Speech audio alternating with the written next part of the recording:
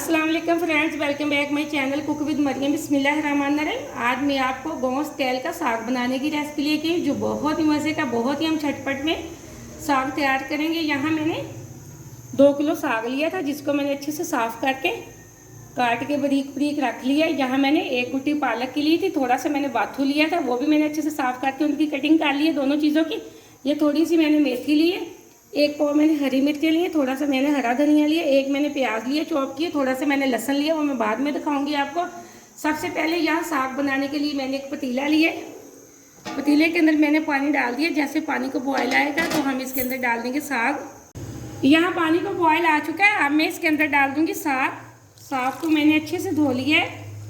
बिस्मिल्लाहिर्रहमानिर्रहीम। इसी तरह हम डाल देंगे सारा साग इसके अंदर। यहाँ मैंने सारा साग डाल दिया। इसी के साथ जो मेरे पास मेथी थी मैं वो डाल दूंगी। मेथी को मैंने अच्छे से धो लिया। अब यहाँ मैंने पालक और बाथू भी अच्छे से धो लिया, अब हम वो डाल देंगे। इसी के साथ मैं डाल दूंगी नमक। यहाँ तकरीबन मैं बड़े वाला 1.5 चम्मच डाल दूंगी नमक का। ये देखें, 1 और आधा हम मज़ीद डाल देंगे। अब इसके ऊपर लगा देते हैं ढक्कन। इसी के साथ में हरी मिर्चें का पेस्ट बना लेती हूँ, वो डाल देंगे। यहाँ साग को बॉयल आ चुका है, ये देखिए। अब जो मैंने हरी मिर्च का पेस्ट बनाया था वो डाल देंगे। आप हमेशा मिर्च और नमक अपने टेस्ट के हिसाब से डाला करें, या फिर आप ये देखा करें कि आपने कितना साग बनाना है, आप उस हिसाब से नमक और मिर्च डाला करें। अगली चीज़ जो इसमें जाएगी वो है लहसुन। लहसुन मैंने साबुत डाला है, ये इसके अंदर बड़ी आसानी से गल जाएगा। इसी के साथ हरा धनिया में डाल देंगे। 1 हम प्याज लेंगे चॉप करके, हम वो भी डाल देंगे। यह मैंने 1 प्याज चॉप करके रखी थी, मैंने वो डाल दी है। ये देखिए, अब मैं अच्छे से कर लूँगी मिक्स।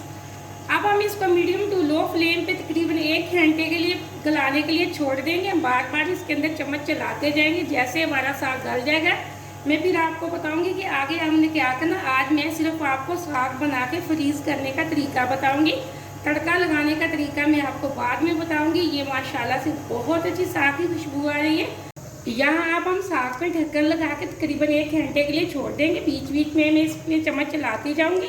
अब हम मीडियम टू लो फ्लेम पे इसको पकाएंगे ताकि हमारा साग अच्छे से गल जाए। मैंने आपको बहुत आसान तरीके से साग पकाने का तरीका आपको बताया। अगर आपको लग रहा है कि आपने झटपट में तैयार करना तो आप प्रेशर में भी बना सकते हैं, लेकिन प्रेशर वाले साग का मज़ा इतना नहीं आता जितना कि हम पतीले में बनाएंगे, तो बहुत ही मज़े का बनेगा।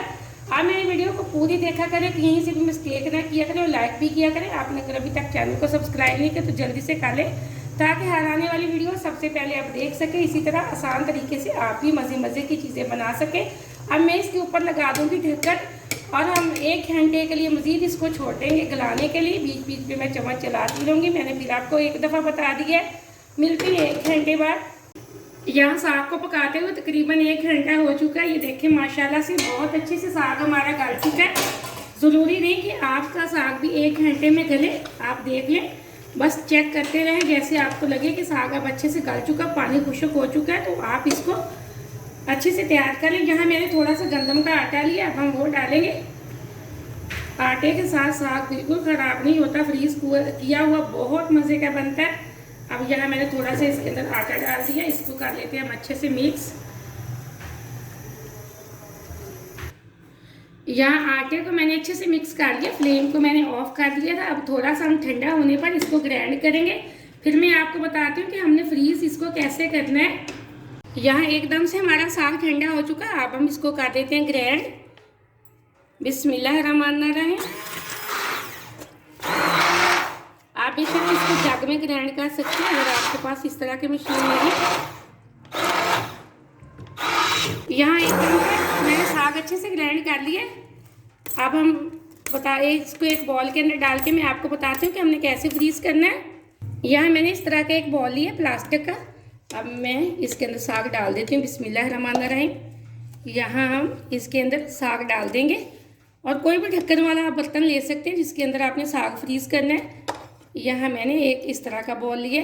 ये देखिए, माशाल्लाह से मैंने डिब्बे को साग से भर दिया। अब इसके ऊपर लगाती हूँ ढक्कन। इसी तरह आपका कितना भी साग है आप ढक्कन वाले बर्तनों में फ्रीज़ करके रख दें। जब भी आपका दिल करे साग खाने को तो आप निकालें और इसको तड़का लगाएं और गर्मा गर्म रोटी के साथ खाएं। माशाल्लाह से मैंने आपको बहुत आसान तरीके से साग बनाना सिखाया है। आप इस रेसिपी को ज़रूर ट्राई करें। मुझे अगली रेसिपी के लिए इजाज़त दें। अल्लाह हाफिज़।